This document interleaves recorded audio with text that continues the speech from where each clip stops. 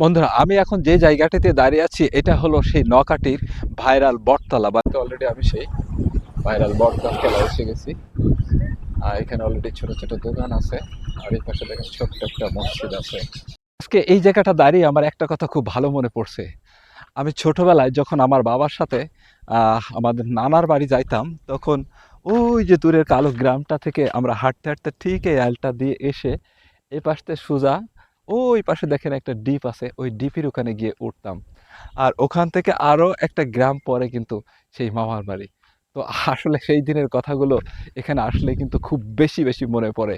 তো আপনাদেরও কি এরকম মাঠ দিয়ে হেঁটে কোনো আত্মীয় স্বজনের বাড়ি যাওয়ার কথা কি মনে পড়ে? এই ব্রিজটার পরে এসে ২০০৪ সালের কথাটা মনে পড়ে গেল। ২০০৪ সালে আমাদের এলাকায় কিন্তু মিনি বন্যা হয়েছিল। মানে ২০০০ সালের বন্যার চেয়ে একটু ছোট বন্যা।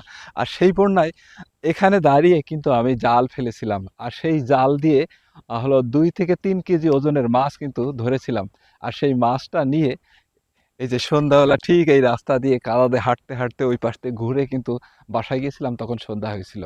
তো তখন আমার একটা কথাই মনে পড়ছিল যে সবাই তো ১০টা মাছ ছিলে, আমি না হয় একটা পাইলাম, তবু তো পাইলাম।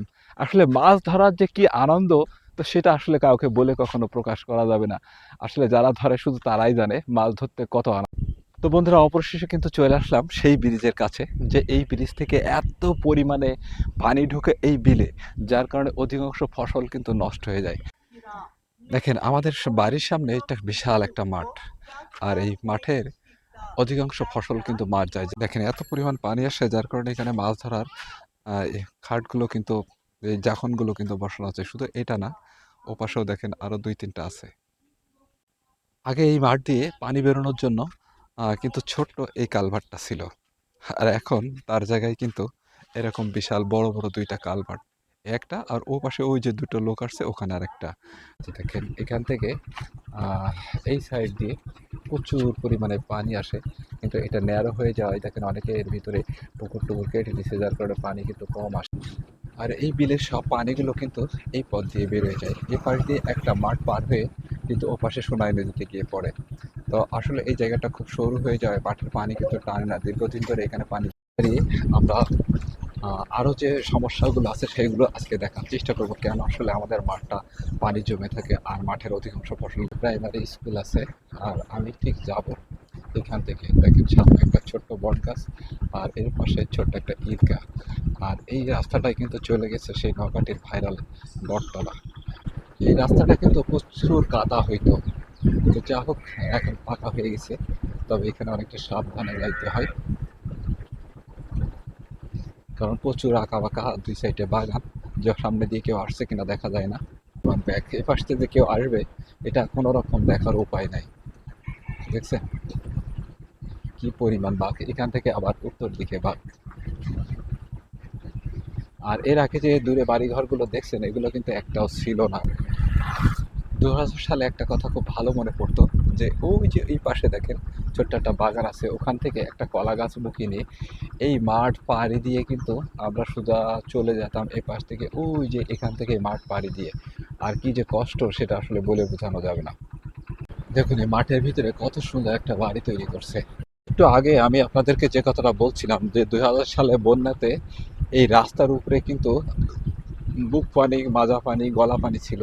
তো এখান থেকে আমরা পার হয়ে এই মাঠ, এই মাঠ সাঁতার দিয়ে ওই যে দূরে দেখেন একটা ঘর মতো দেখা যাচ্ছে, ওখানে গিয়ে উঠতাম। আর এত পরিমাণ প্রবল স্রোত হইতো, ওই স্রোতেরটা কিন্তু একটু আগে যে ব্রিজটা দেখেছিলাম ওখানে কিন্তু টেনে নিয়ে যাইতো। আর সবচাইতে বড় বিষয় হলো এই রাস্তায় প্রচুর পরিমাণে বাওলা গাছ ছিল, আর এই বাওলা গাছে প্রচুর সাপ দেখতে পাইতাম, যা যাইতে দেখতে ভয় পাইতাম। এটাই হলো সেই দুঃখের জায়গা, যেখানে আসলে এখন পানি। তো বন্ধুরা, অবশেষে কিন্তু চলে আসলাম সেই ব্রিজের কাছে, যে এই ব্রিজ থেকে এত পরিমাণে পানি ঢোকে এই বিলে, যার কারণে অধিকাংশ ফসল কিন্তু নষ্ট হয়ে যায়। আর আমি কিন্তু দাঁড়িয়ে আছি, দেখেন এপাশে কিন্তু ২ কিলোমিটার দূরে হলো গ্রাম, আর এই সাইডেও অন্তত ২.৫ কিলোমিটার দূরে গ্রাম। আর এই যে মাঝখানের রাস্তা, এই রাস্তাটা হলো ২ মৌজার। আমার এপাশে দেখছেন এটা হলো নাতপুর মৌজা, আর এই যে আমার এটা হলো বিক্রমপুর মৌজা, ওপাশে রামভদ্রপুর মৌজা। অর্থাৎ দুই মৌজার মাঝখান দিয়ে একটা মেঠো রাস্তা ছিল। তো সেই রাস্তাটা এখন কিন্তু পিচ হয়ে গেছে। এই রাস্তা দিয়ে প্রচুর পরিমাণে মানুষ চলাচল করে। আর এই রাস্তাটাতে এখান থেকে ১০ বছর আগে কিন্তু কাঁচা ছিল, প্রচুর পরিমাণে কাদা হইতো। আর এই কাদার কারণে কিন্তু এই রাস্তা দিয়ে কোনো মানুষজনও আইতো না। শুধু এই মাঠে যারা চাষাবাদ করতো তারাই শুধু এই রাস্তা দিয়ে চলতো।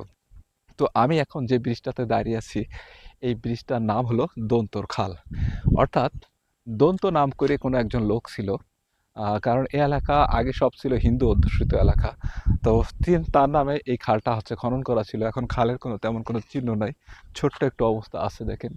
আর তারপরে এখান থেকে এত পরিমাণ পানি নিষ্কাশন হয়, সেটা দেখলে আসলে অবাক হয়ে যাবে। আমার পিছে যেটা দেখছেন এটাই হলো সেই নকাটির বিল। আর এই বিলে প্রচুর পরিমাণে মনে করেন মাছ হয়। আর সামনে ভিডিওতে ইনশাল্লাহ দেখাবো আপনাদের। দেখেন আমি এখন যে জায়গাটাতে দাঁড়িয়ে আছি সেখান থেকে কিন্তু ১৫ ফুট নিচে পানি।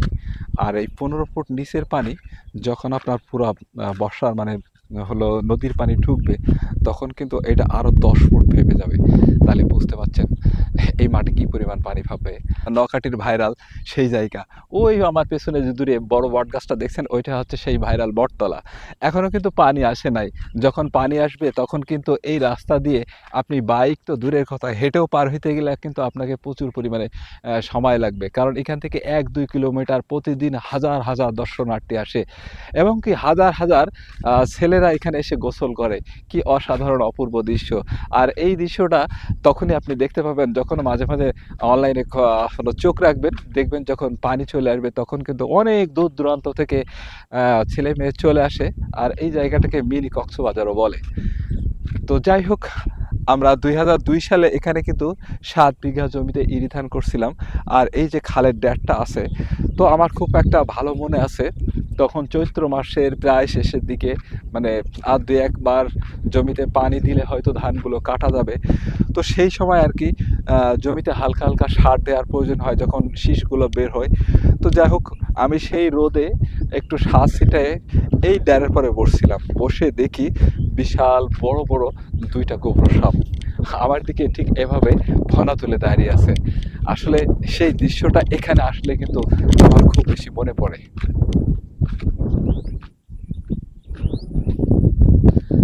আর এই যে আমার পেছনে যে একটা ডিপ টিউবওয়েল দেখতে পাচ্ছেন, আর কিছুদিন পর সকালবেলা যখন আসবো কিংবা আপনারাও আসবেন, দেখবেন এই বিলে প্রচুর পরিমাণে কিন্তু চায়না জাল পাতে। আর চায়না জালে প্রচুর পরিমাণে মাছ পড়ে। এই রোডের সাইডে মনে করেন মানুষজন রাত্রে থাকে জাল চৌকি দেওয়ার জন্য, এই ডিপের ছাদের পরে থাকে। অর্থাৎ এই মাঠের এমন কোনো জমির আল নাই যে সে আলে আপনি জাল পাবেন না। তাহলে একবার ভাবুন তো এই মাঠ থেকে কি পরিমাণ মানুষ মাছ মারে। তো বন্ধুরা, অবশেষে কিন্তু চলে আসলাম সেই ব্রিজের কাছে, যে এই ব্রিজ থেকে এত পরিমাণে পানি ঢোকে এই বিলে, যার কারণে অধিকাংশ ফসল কিন্তু নষ্ট হয়ে যায়। আর আমি কিন্তু দাঁড়িয়ে আছি, দেখেন এপাশে কিন্তু ২ কিলোমিটার দূরে হলো গ্রাম, আর এই সাইডেও অন্তত ২.৫ কিলোমিটার দূরে গ্রাম। আর এই যে মাঝখানের রাস্তা, এই রাস্তাটা হলো দুই মৌজার। আমার এপাশে দেখছেন এটা হলো নাতপুর মৌজা, আর এই যে আমার এটা হলো বিক্রমপুর মৌজা, ওপাশে রামভদ্রপুর মৌজা। অর্থাৎ দুই মৌজার মাঝখান দিয়ে একটা মেঠো রাস্তা ছিল। তো সেই রাস্তাটা এখন কিন্তু পিচ হয়ে গেছে। এই রাস্তা দিয়ে প্রচুর পরিমাণে মানুষ চলাচল করে। আর এই রাস্তাটাতে এখান থেকে ১০ বছর আগে কিন্তু কাঁচা ছিল, প্রচুর পরিমাণে কাদা হইতো। আর এই কাদার কারণে কিন্তু এই রাস্তা দিয়ে কোনো মানুষজনও আইতো না। শুধু এই মাঠে যারা চাষাবাদ করতো তারাই শুধু এই রাস্তা দিয়ে চলতো। তো আমি এখন যে ব্রিজটাতে দাঁড়িয়ে আছি, এই ব্রিজটার নাম হলো দন্তর খাল। অর্থাৎ দন্ত নাম করে কোনো একজন লোক ছিল। কারণ এই এলাকা আগে সব ছিল হিন্দু অধ্যুষিত এলাকা। তো তার নামে এই খালটা হচ্ছে খনন করা ছিল। এখন খালের তেমন কোনো চিহ্ন নাই, ছোট্ট একটু অবস্থা আছে দেখেন। আর তারপরে এখান থেকে এত পরিমাণ পানি নিষ্কাশন হয়, সেটা দেখলে আসলে অবাক হয়ে যাবে।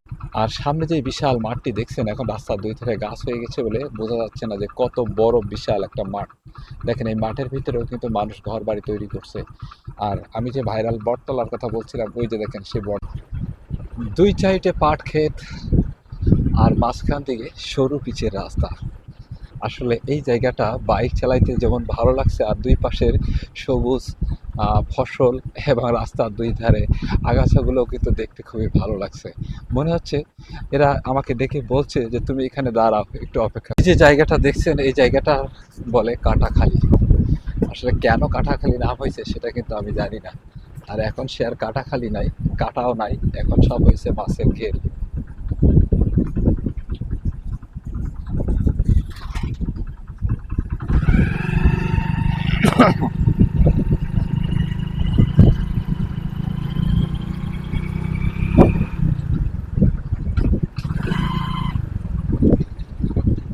আমাদের গ্রামের সীমানা আগে এই পর্যন্ত ছিল, এখন কিন্তু পার হয়ে সেটা ফরিদপুর বটতলা পর্যন্ত চলে গেছে।